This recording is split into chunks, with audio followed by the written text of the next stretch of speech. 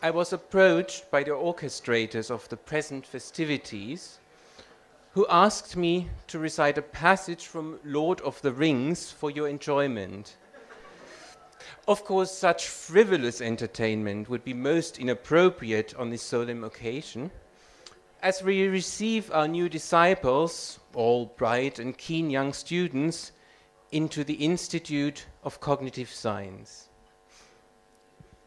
Therefore, I resolved to dedicate the 5 minutes accorded to me by our kind hosts to an endeavor of a more educational nature. And I did not need to cogitate long to find an answer. For it is with great concern that I have witnessed a most alarming development. Many of you appear to be allured by and drawn to impoverished and debased programming languages such as Java, Python, Prolog, Ruby, or even, God forbid, Lisp. It pains my heart to see such depravity and moral corruption amongst a once promising generation of young scientists. I have therefore decided to employ this opportunity in an attempt to lead you back to the one true path. I will lay before your eyes the power, the simplicity, the timeless elegance, and the immortal beauty of the one true programming language. One language for the dark computational linguist in his dark office late at night. One language to rule them all, one language to find them, one language to bring them all and in the darkness bind them, in the realm of giraffe-skinned Martin where the shadows lie.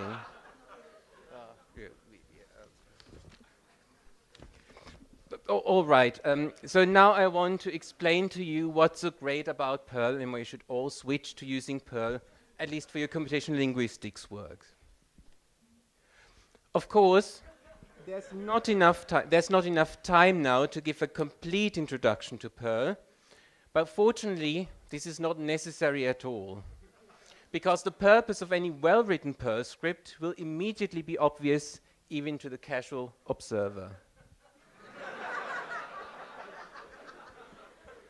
I think it's plainly evident that this prints the name of the Perl journal.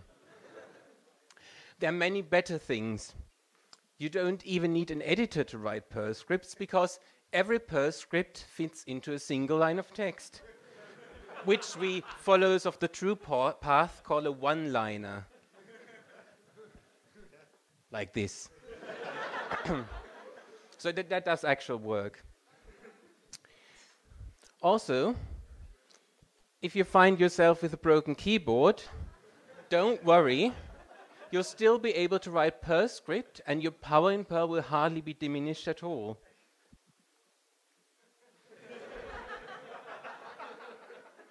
I trust that the brighter minds around you have recognized the binomial coefficient in the subroutine. Just to check, if you run the script, it actually prints the correct answer. Well, as a matter of fact, you don't need any digits or letters at all. Perl can also look like this.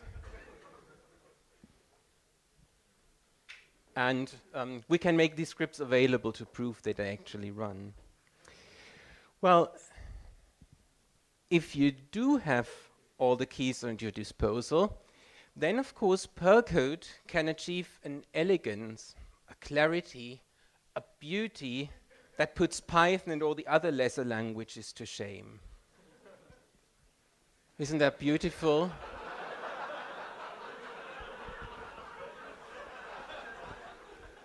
And also the output is complete and correct.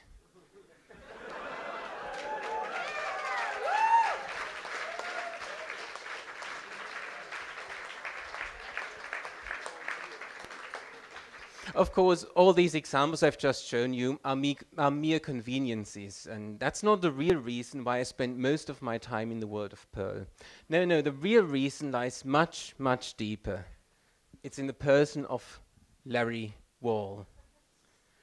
Larry Wall, if you don't know, is the inventor of Perl 1 Perl 2, Perl 3, Perl 4, Perl 5, and Perl 6. He implemented the first 4 of these versions all by himself, but now Perl has become a huge open source movement of which he is the head developer, a pop idol, the muse, benevolent dictator, and most of all the demigod of the Perl community, and one of the 3 persons in the world who have that geek code.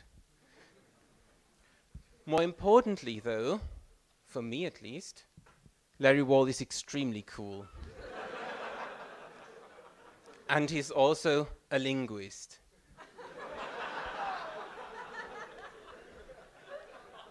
And this is the real reason why we enjoy Perl in computational linguistics, because Perl is very much like a natural language. It has all the advantages of natural languages. It's inconsistent, ambiguous, difficult to learn, impossible to pass, and it gives you enough rope to hang yourself and put yourself in the chute at the same time. In fact, there's a small but growing community of native speakers of Perl, of which I'm endeavoring to become a member.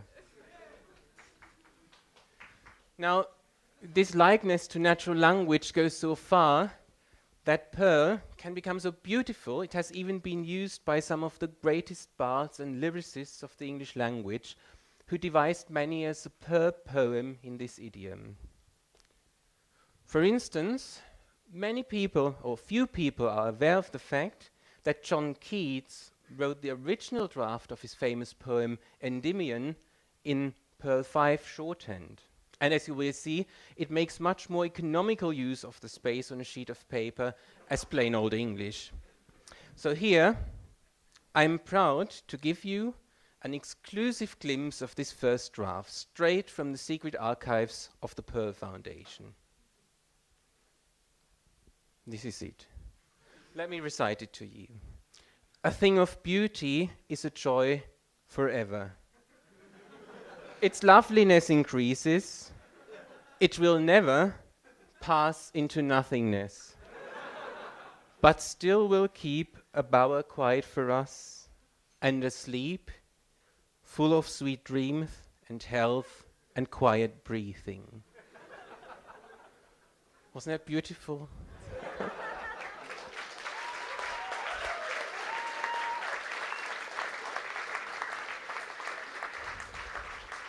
So, finally, as the last part of my short lecture, let me recite to you the greatest epic poem that was ever written in the Perl 5 language, the celebrated immortal Black Pearl.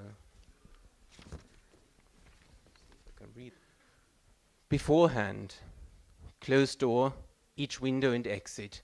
Wait until time, open spell book, study, read, spell, scan, select, tell us, write it, print the hex while each watches, reverse length, write again, kill spiders, pop them, chop, split, kill them, unlink arms, shift, wait, and listen, listening, wait. Sort the flock, then warn the goats, kill the sheep, kill them, dump qualms, shift moralities, value society, each one, die, sheep, die. To reverse the system you accept, reject, respect. Next step, kill, next sacrifice, each sacrifice. Wait, redo ritual until all the spirits are pleased. Do it, as they say. Do it!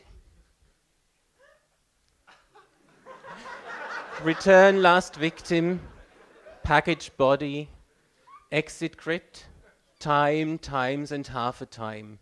Close it. Select quickly and warn next victim. Afterwards tell nobody.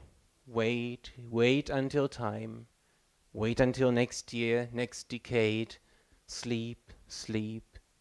Die yourself, die at last.